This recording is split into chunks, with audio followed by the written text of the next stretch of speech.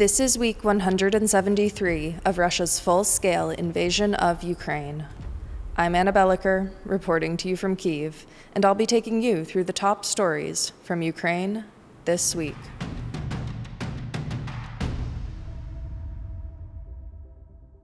Last Sunday, I talked about how Russia had launched an unprecedentedly large and terrifying attack on Kyiv on the previous Tuesday night, and how the general trajectory of such attacks on Ukrainian cities is only going up and terrorizing the public. I know that there's only so much that I can convey by simply saying that Russia launched yet another mass attack on Kyiv this Tuesday night, and that the escalation continues. So rather than going big picture to describe what happened this week, I'll take you through Tuesday's attack step by step from a more experiential point of view. At around 9:30 on Monday night, the air alert went off, and warning channels said that there were waves of drones being launched from multiple locations in Russia and occupied territories. This was the first sign that we were in for a large-scale attack, so I charged my devices and settled into my apartment. Just after midnight, the sound of drones, explosions, and air defense began in Kyiv. After 1 a.m., the sound of missiles joined in. I texted my colleague on the social media team and said that I would make an Instagram post about it because I needed something to do with my hands, and she said that she was hiding in the corridor of her building, also scared and also working. Various other staff members popped into the main news chat to say that they were also hearing explosions around the city. So this is how we let the Kyiv Independent's North America desk, who cover the news when it's nighttime here in Ukraine, know that a big attack is underway. I always feel guilty that the North American team has to vicariously witness the fear and chaos in real time, but their work is absolutely vital in covering this war. The waves of drones, missiles, and air defense were ear-splitting and constant until almost 6 a.m. Every explosion means that human lives are in danger somewhere in the city. Many people spent the night in shelters and metro stations, but others of us felt safer staying in our homes rather than risking going outside on the street. I fell asleep for about 2 hours between 3 and 5 a.m., and the sensation of falling asleep to explosions in darkness and then waking up in broad daylight to find them still ongoing is one of the most disorienting feelings possible. My dog, who likes to sleep burrowed under blankets, sat alert all night, clinging to my side and crying. Pets inevitably go missing during these attacks, either because they're killed or run away from the noises in fear and then can't find their way home. When there's an impact nearby, you hear car alarms. There was smoke rising from fires across the city, and the air smelled like gunpowder. The air alert ended nearly 9 hours after it began, and then the staff of the Kyiv Independent, just like everyone else, went to work on Tuesday morning. Russia launched a reported 472 aerial weapons on Tuesday night, 428 of which were shot down. Although they may not have reached their targets, falling debris can still destroy buildings and kill people. Kyiv's mayor reported that fragments of cluster munitions were found after the attack, a type of deadly weapon banned by over 100 countries and considered a war crime when deployed against civilians. 30 Kyiv residents were killed in the attack, and over 130 more were injured. Many of the deaths stemmed from a missile hitting a 9-story apartment building, completely leveling an entire section. The next day, some of the most widely published photos and videos were of a couple waiting outside their ruined building for their son to be found in the rubble. It was evening before he was found dead. For people outside of Ukraine, Tuesday night was just another secondary headline on CNN or the BBC. A deadly attack on Kyiv, certainly not the first, inevitably not the last, close to record-breaking, but not quite. But for those on the ground, it was exactly what Russia intended it to be: terrorism. Kyiv is the best protected city in Ukraine, and yet on a regular basis, residents go to sleep at night and never wake up because of Russia. These stories are compounded in cities like Kharkiv and Kherson that lie closer to the front lines. By hesitating to condemn Russia as a terrorist state and intervene accordingly, the message is sent that Ukrainians deserve to live this way, or should capitulate after more than 3 years of living this way. While loss of life is the most tragic effect of these attacks, there's also the destruction of livelihood to contend with. My colleague Dominic Culverwell visited the site of destroyed business following this week's attacks, and I'll let him tell you more about that. This place. What does it look like? Russia's recent attacks on Kyiv are not only killing civilians and hitting apartments. Local businesses are suffering too. Gemini, a coffee and tea company, was one of several businesses to be hit by Russian drones during the mass attack on June 10th. The company's warehouse went up in flames after a drone sparked a fire at the site, destroying all the inventory. Even now, the site still smells like burnt coffee and plastic. It was our warehouse with coffee, tea, coffee machines, and lot of small parts, small things for preparing for coffee business. The company's owner, Alexei Tarnopolsky, said that a team is assessing the damage. To rebuild the warehouse alone will cost around $2 million. The big problem, however, is that there is no government support program for damaged businesses. Gemini, like the others, will have to bounce back on its own. But for Tarnopolsky, the most important thing is that none of his team were killed. Я вважаю, це моя особиста думка, що у нас не було потір по людях, по команді. А команда, люди зараз це просто найголовне. І от, да, гроші боляче, да, неприємно, да, це чутливо, але, як то у нас кажуть, не смертельно, не смертельно.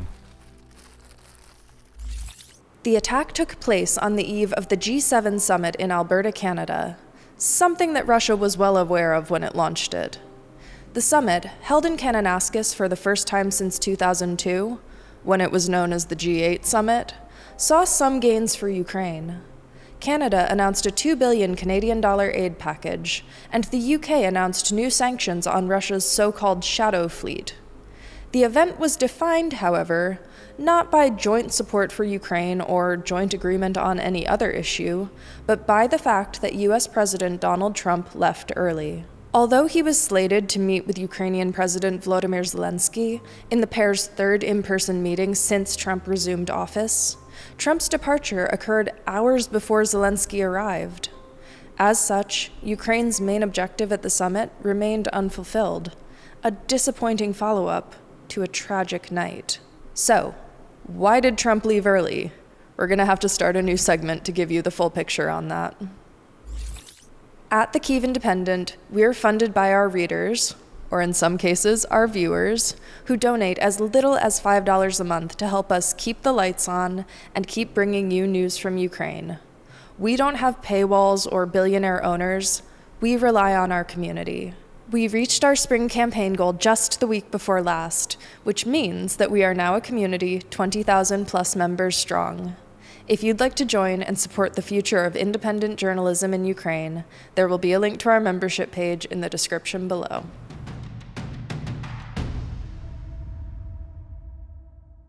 Following Israel's preemptive strike on Iran last week, which kicked off an ongoing conflict between the two countries, America has pivoted its international diplomacy towards mediating the conflict in the name of preventing Iran from developing nuclear weapons.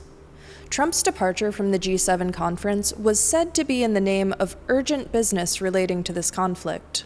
On his way out, he told reporters, "I have to be back as soon as I can because of what's going on in the Middle East.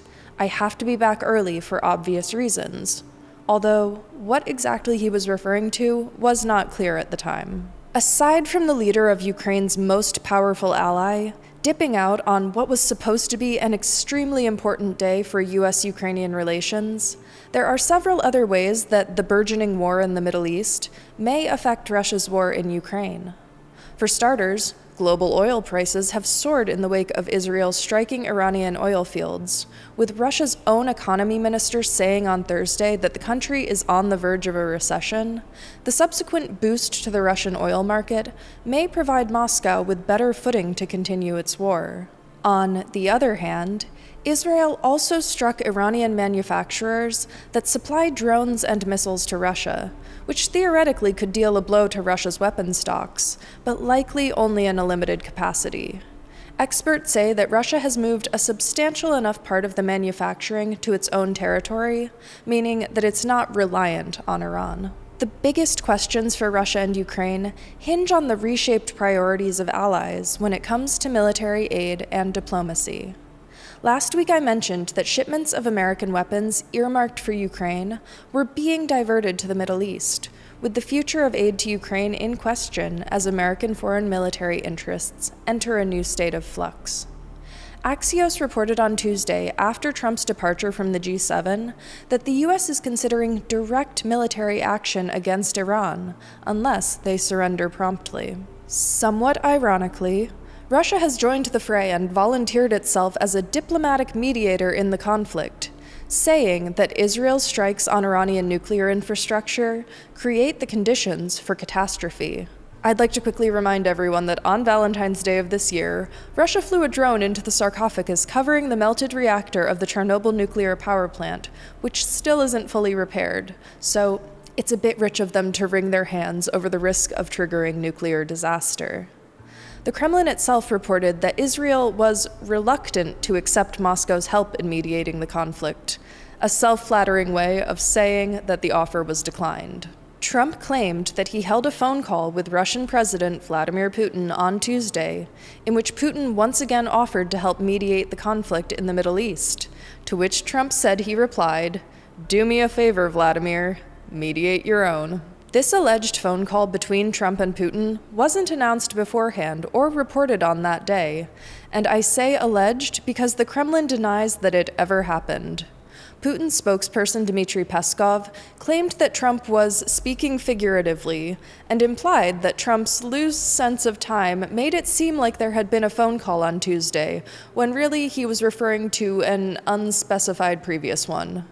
Whether the White House or the Kremlin is lying, it speaks to the chaos and uncertainty of this moment in international relations, and the anxiety that Ukraine faces as a parallel war unfolds day by day.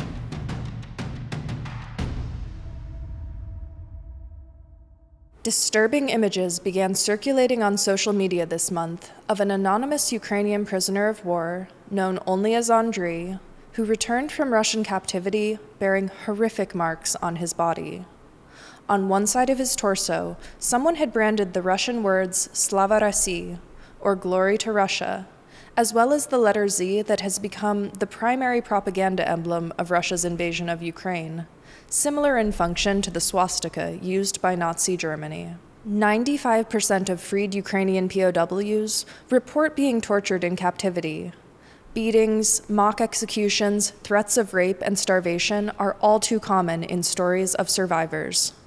What makes the Glory to Russia scar so disturbing is that it was done not by a Russian soldier or guard, but by a Russian surgeon. The head of Neopolimi, a Ukrainian treatment center that heals and cosmetically removes war-related scars from freed POWs, said that the wounds were too precise to have been made while the soldier was awake, and accompanied other scars indicating that the soldier had been undergoing an actual medical procedure at the time. This means that the incisions were made by the surgeon while the soldier was unconscious under general anesthesia, suggesting that the goal of the perpetrator wasn't to inflict pain, but to leave a mark, likely in the name of proving loyalty to his superiors and fitting in within the systemically brutal Russian military culture. This is a particularly sickening example of permanent damage inflicted on a POW, and it goes without saying that it's a war crime under the Geneva Convention. Unfortunately, it's not an isolated incident. There are reports of Ukrainian soldiers returning from captivity with swastikas branded into their foreheads, or being castrated by their captors. Although Ukraine has seen several high-profile prisoner exchanges in recent weeks, with over 5,700 Ukrainians freed to date, thousands remain in Russian captivity amidst the culture that scars men for life in the name of imperialism. For our member question this week, I'll be handing it over to my colleague to give me a hand in answering. This week we have a question from our member Ilya, and he wants to know, is there a service one could hire to trace ancestry throughout Ukraine? I'm very curious about my great-grandfathers, but my grandfather would never speak about it due to his serving in World War II. Yeah, family history can be a sensitive matter. I'm currently looking into my Ukrainian ancestry as well, and there are some private services that also provide service in English, but it is generally recommended to start with your own family research. You can start with writing down everything you know about your family, everything you remember, names, professions, origins. You can also visit a cemetery where your family members are buried. You can talk to your relatives, and because they are your best source of information. Look into family photos and documents. And as a second step, you should visualize all your collected data. Draw a basic family tree. Start with writing your own name at the top of a page, and then divide it to your mother's and father's line. Fill it out. This will help you see any possible gaps and inconsistencies. Yes, thank you again for your question, and I hope this helps. That's all for this week. We'll be back next Sunday with more news from Ukraine. If you enjoyed this video, please consider becoming a member of the Kyiv Independent community. It's thanks to viewers like you that we can do this work, and we're so grateful for your support. I'd also like to thank everyone who donates directly via YouTube. Your support is also greatly appreciated. Thanks for watching. I'll see you next week.